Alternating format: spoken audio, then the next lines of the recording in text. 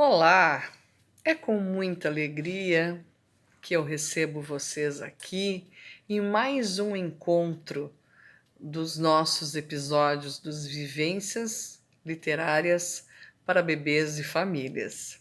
Falo em meu nome, particularmente, mas também falo em nome de todo o grupo de pesquisa e extensão, arte, criação, interdisciplinaridade e educação, e grupo de pesquisa e educação musical Diferentes Tempos e Espaços. Todas as pessoas que integram ambos os grupos têm uma alegria imensa em fazer essas atividades. E esse projeto, Vivências Literárias para Bebês e Famílias, não é diferente. Todos os episódios são feitos com muito carinho. Nós esperamos que vocês apreciem e que, principalmente, nós consigamos levar a leitura e o amor e a paixão pela leitura a todos e todas que assim quiserem acolher esta paixão que a gente tem e que assim dividimos um pouquinho com vocês. Tenhamos então uma boa apreciação. Um grande abraço a todos e a todas da nossa Universidade Estadual do Rio Grande do Sul. Uma boa apreciação.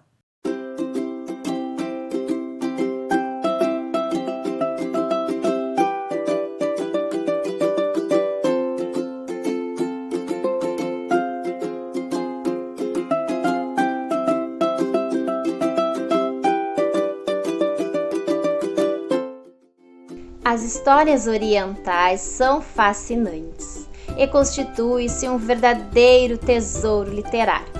São narrativas de muitos povos que nos ajudam a compreender as culturas, os valores e especificidades de cada região que fica do outro lado do mundo. Essas histórias possuem uma beleza, uma sabedoria e nos levam a refletir sobre questões importantes da vida, transmitindo muitos ensinamentos.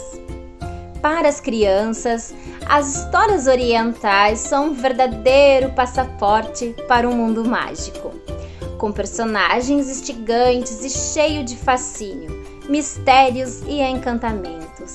Lâmpadas mágicas, impérios e reinos distantes são apenas algumas das milhares de possibilidades que essas histórias podem proporcionar aos pequenos, além de contribuir para ampliar o seu imaginário e de conhecimento de mundo. Outro aspecto importante a ser mencionado sobre as histórias orientais é que elas oportunizam a falar sobre algo essencial para a convivência humana: o respeito à diversidade, seja ela de qualquer origem. Nesta vivência literária, selecionamos 4 histórias especiais para apresentarmos a seguir. Esperamos que aproveitem bastante este momento com o seu bebê ou sua criança.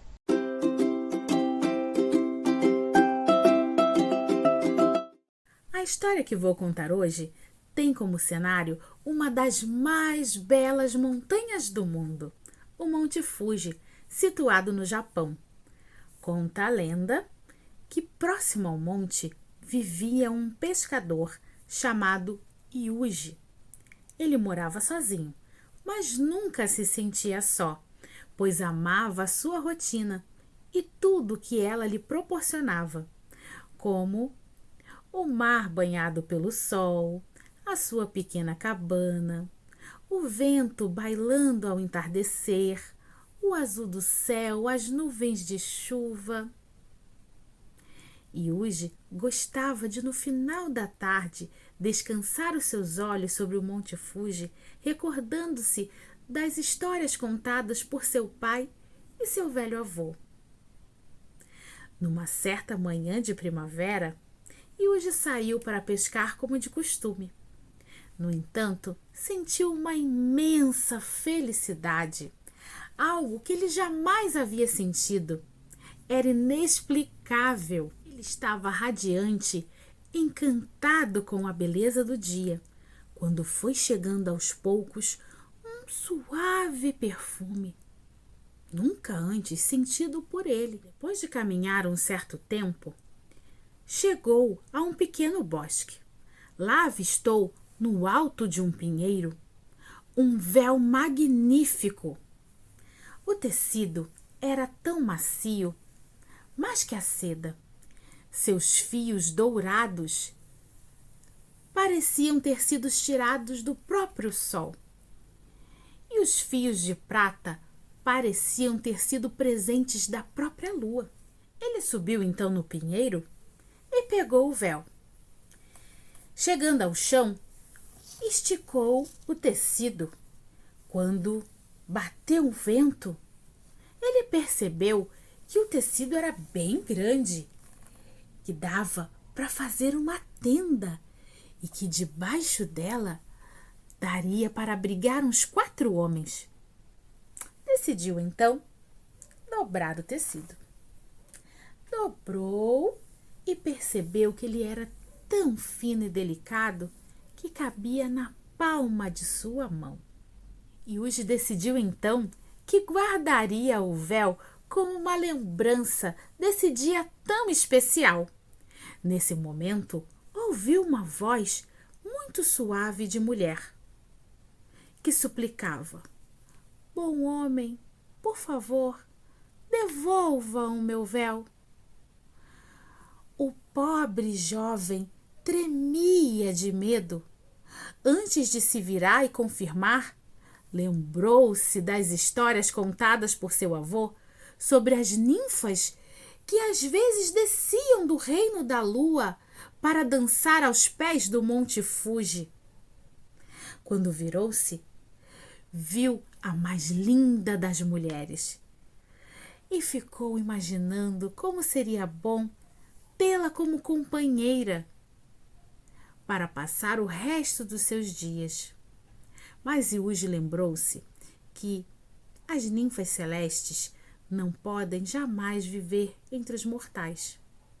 Por isso, antes de entregar o véu à moça, fez um pedido: "Devolvo o seu véu, mas peço que antes dance para mim, pois o meu avô me disse que não há nada mais belo do que a dança das ninfas celestiais." Sem dizer uma única palavra, a ninfa tocou a mão do pescador e tirou dela o seu véu. Começou assim suavemente a dançar. O tecido a bailava, de modo que ora ela tocava o ar, ora tocava o chão. Seus fios prateados e dourados chamavam a atenção e reluziam aos olhos do jovem. Quanto mais ela dançava, mais alto ela ia subindo, de modo que foi indo. O perfume foi ficando cada vez mais distante. E mesmo não tendo ninguém tocando um instrumento, o jovem Yuji podia ouvir uma linda canção. A ninfa foi desaparecendo para além do Monte Fuji. Demorou ainda um tempo para que o jovem despertasse da experiência que viveu. Assim, ao seguir pela praia, entrar em seu barco e antes de lançar a sua rede ao mar, contemplou o belo pôr do sol que batia nas águas prateadas do mar. Lembrou-se então da ninfa bailarina e de seu tecido. Sorriu, como o mais feliz dos homens. Dizem que durante muito tempo aquele jovem pescador solitário não cansava de contar para quem quisesse ouvir essa história. Essa história vivida e sonhada por ele aos pés do imponente Monte Fuji.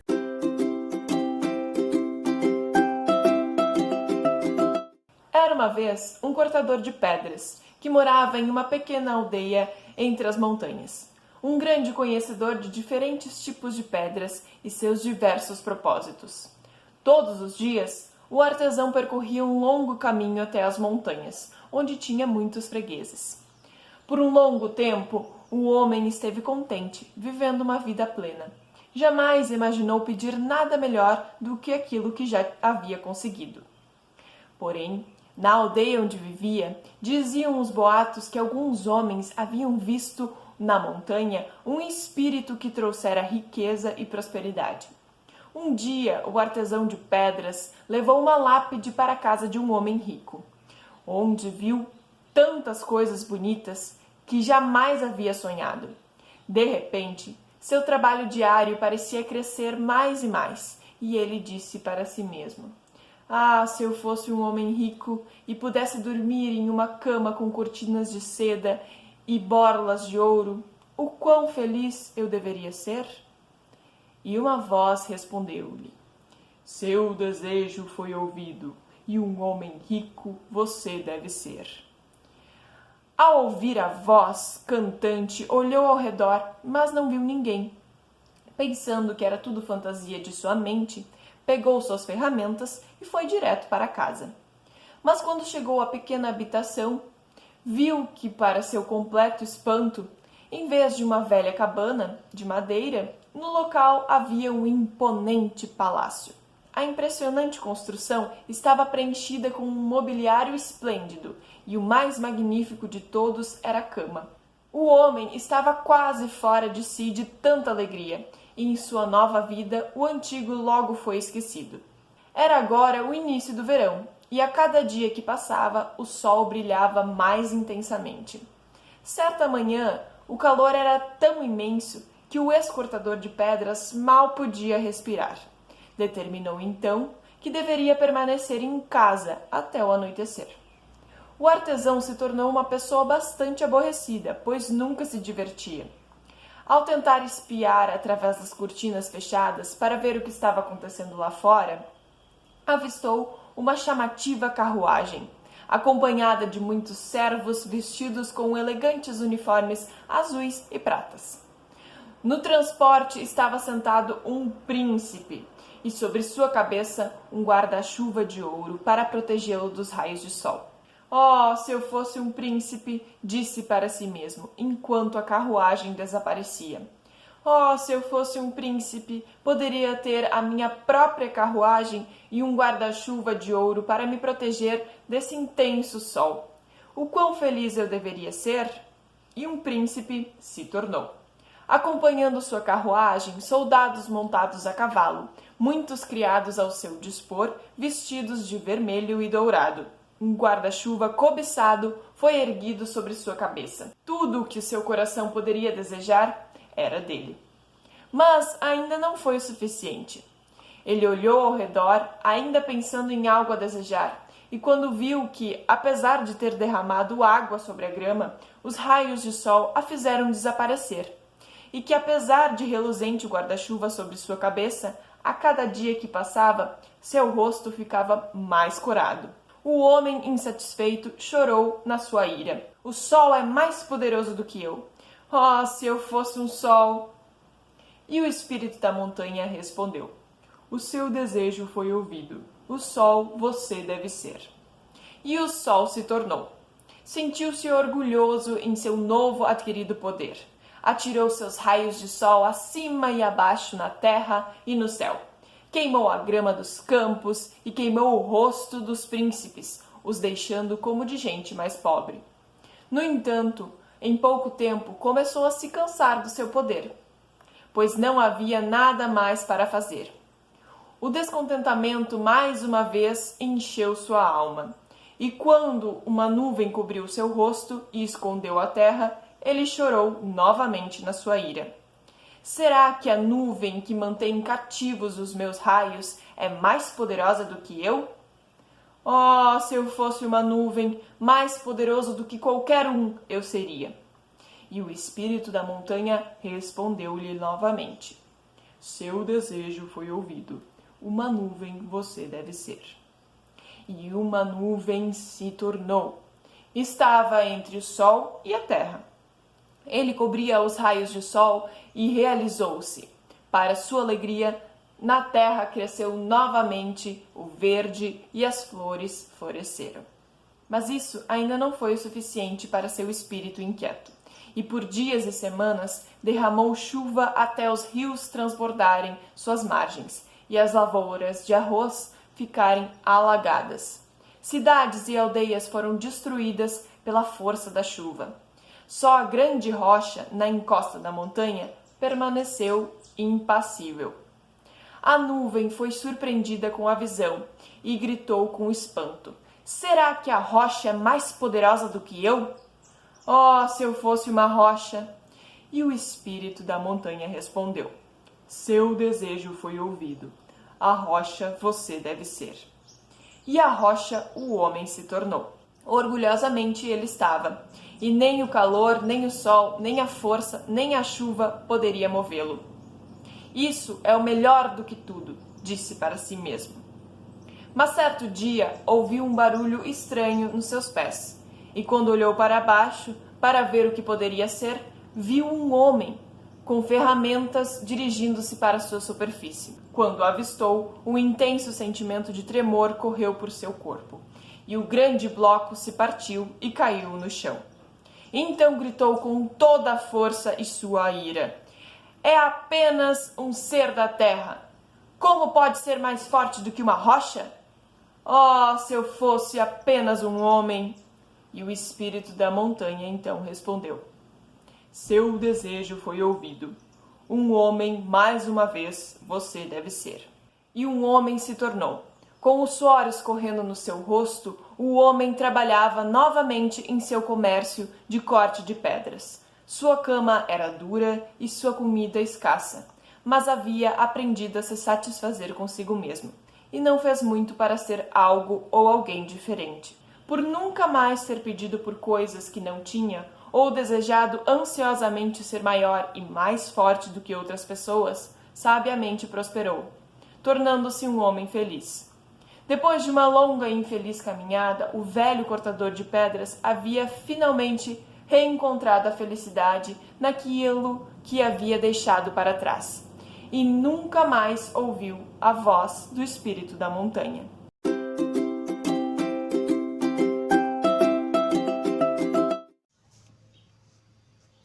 Noah era um menino educado, carinhoso e honesto. Quando chegava da escola, cuidava de seu jardim. Era o que mais gostava de fazer. Seu jardim era muito bem cuidado. Nele tinha flores, bambus e muitas outras plantas. Noah passava horas de seu dia ali no seu mundo de sonhos, refletindo e admirando tudo que cuidava com muito amor. As outras crianças não entendiam como Noah gostava de passar tanto tempo ali. E ele sempre dizia: o tempo é a melhor forma de entender que a beleza das plantas não passa rápido nem devagar. O jardim precisa de tempo e eu do jardim. Cada planta que ele tocava crescia viçosa, colorida e forte. A família de Noah tinha certeza que ele era filho da terra e neto do tempo. O rei de Noah estava preocupado em quem tomaria o trono após seu reinado. Decidiu então chamar todas as crianças do reino para decidir quem assumiria seu posto. No dia marcado, todas as crianças compareceram ao castelo. Disse então o rei: crianças, preciso escolher entre vocês o meu sucessor, o futuro rei de nosso país. Eu vou lhes dar uma tarefa e a minha escolha vai depender da dedicação de vocês. Estou aqui com milhares de sementes. Quero que vocês a levem para casa e cultivem. O trono será daquele que me trouxer daqui a 1 ano a planta mais bonita e mais bem cuidada. Vocês terão o tempo a seu favor. Durante esse período, observem o que aconteceu com a semente, com a planta. Deixem que elas lhe ensinem uma bela lição. O coraçãozinho de Noa iluminou-se, pois ele era um excelente jardineiro. Durante algum tempo, Noa ia ficando triste, pois sua semente não brotava. O menino fez de tudo o que podia. Adubou a terra, colocou o vaso no sol, regou a semente com água da nascente, mas seus esforços de nada adiantaram. O ano passou muito rápido. Logo chegou o dia de apresentar a planta ao rei. Noa estava tão envergonhado que não sentia nem mesmo vontade de comparecer ao evento. Noa decidiu contar a verdade ao rei e pensou: levarei comigo o vaso com a terra e a semente que não brotou, e terei em meu coração a certeza de que fiz todo o melhor que pude. E o jovem jardineiro dirigiu-se ao palácio cheio de coragem. Entretanto, ao chegar lá, Noa ficou muito envergonhado, pois era a única criança que não levava consigo uma belíssima planta. Havia flores de todas as cores, árvores de todos os frutos. O rei, sentado em seu trono, chamava as crianças uma a uma e examinava minuciosamente cada planta. Perguntava a cada criança que lição aprendera com a semente, e todas respondiam ter aprendido sobre o talento, a perseverança e o dom necessário para fazer a semente brotar. Apesar de os resultados serem esplêndidos, o rei não sorria e não estava feliz. Noa estava muito nervoso, pois se o rei não havia até agora gostado e aprovado todas aquelas plantas lindas daquelas crianças, o que não diria do seu vaso contendo apenas terra? E assim, o pequeno menino foi ficando para trás. E quando se deu conta, era o último da fila. Mas sua vez chegou e ele não poderia mais adiar o encontro com o rei. Vejamos, menino, o que tem aí para mim, disse o rei. Noa não pôde conter as lágrimas. Com a cabeça baixa, mostrou o vaso com terra ao rei e disse: Senhor rei, eu tenho talento, sou um bom jardineiro, mas por mais que eu tenha me esforçado, a semente não brotou. Estou envergonhado e peço desculpas. Talvez tenha sido falta de sorte. Considero o tempo meu aliado. Porém, confesso, Senhor, que desta vez ele se esvaiu muito rápido. Mas você não teve tempo suficiente para meditar a respeito? Disse o rei. Noa respondeu: Tive muito tempo para refletir sobre a semente que me foi dada e decidir qual seria a minha atitude. Optei por dizer a verdade. Estou muito envergonhado por causa desse vaso com terra que traga comigo. Não se envergonhe, criança, disse o rei. Você fez o que pôde. Aliás, eu estou surpreso de ter recebido aqui tão lindas plantas brotadas de sementes mortas. Levante a cabeça, Noa, meu futuro rei. E preste atenção, criança. Asseguro que hoje o valor que prevaleceu foi a verdade. Vou explicar. Eu havia queimado todas as sementes antes de entregá-las às crianças. Nenhuma poderia crescer. Portanto, entre todas as crianças aqui, você foi a única que plantou a semente da verdade. A partir daquele dia, o reino e seus súditos puderam contar com o futuro rei. Noa governou o reino por muitos e muitos anos, ficando conhecido por suas atitudes justas e verdadeiras. Foi um excelente rei e até hoje é lembrado pelo povo como aquele que soube colher os frutos da semente da verdade.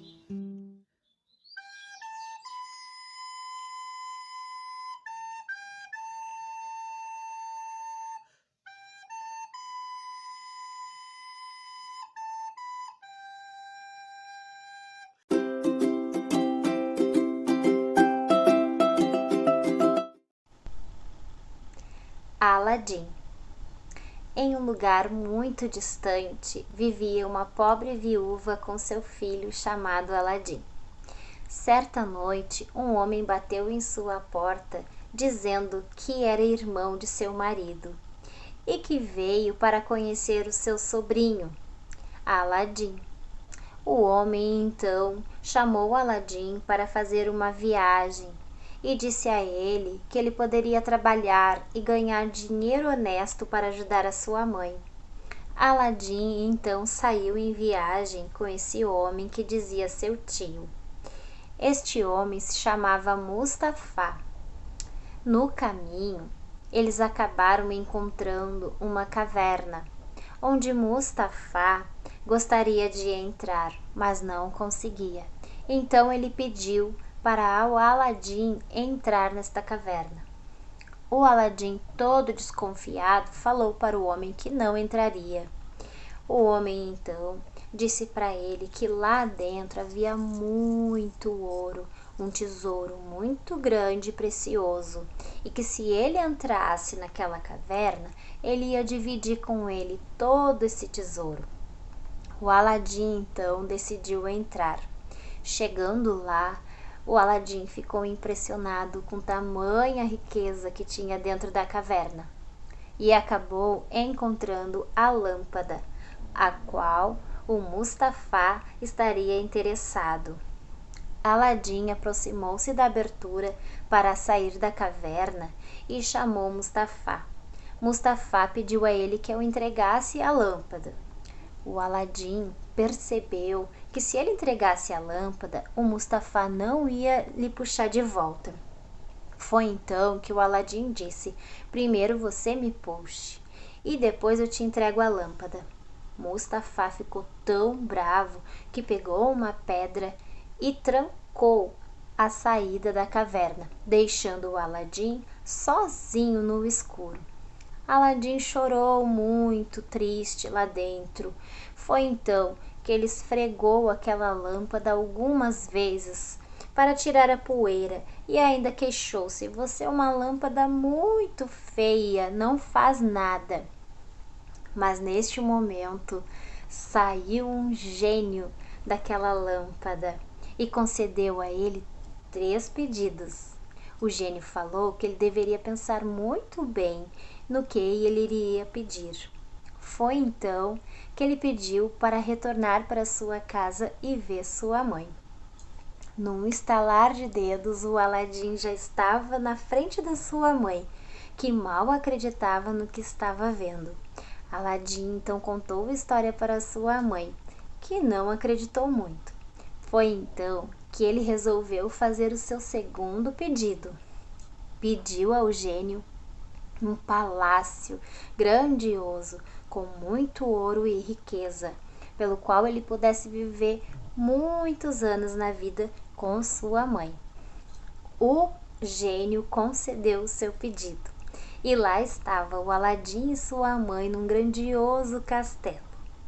Mas, num passeio pela cidade, o Aladim acabou encantando-se por uma moça. A moça muito bela, filha de um sultão muito conhecido na cidade.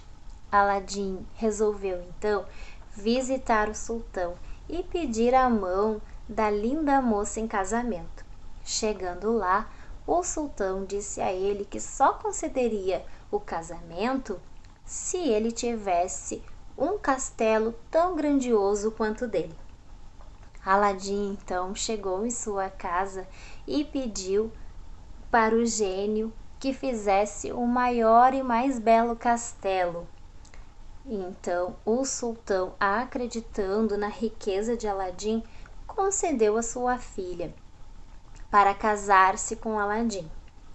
Mas saiu pela cidade o boato de que o Aladim estava muito rico e poderoso, que tinha tomado conta dos negócios do pai da princesa. Foi então que Mustafá resolveu voltar e roubar a sua lâmpada mágica.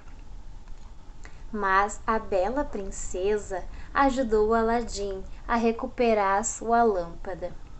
Mentiu para Mustafá que não estava bem com Aladim e que com ele queria se casar. Mustafá ficou tão feliz que acabou festejando uma noite inteira e dormiu. Então a moça foi lá e pegou de volta a lâmpada mágica de Aladim e voltou para o seu castelo. Desde então, eles guardaram a lâmpada para que não caísse mais nas mãos de Mustafá. E eles viveram muito bem e felizes para sempre.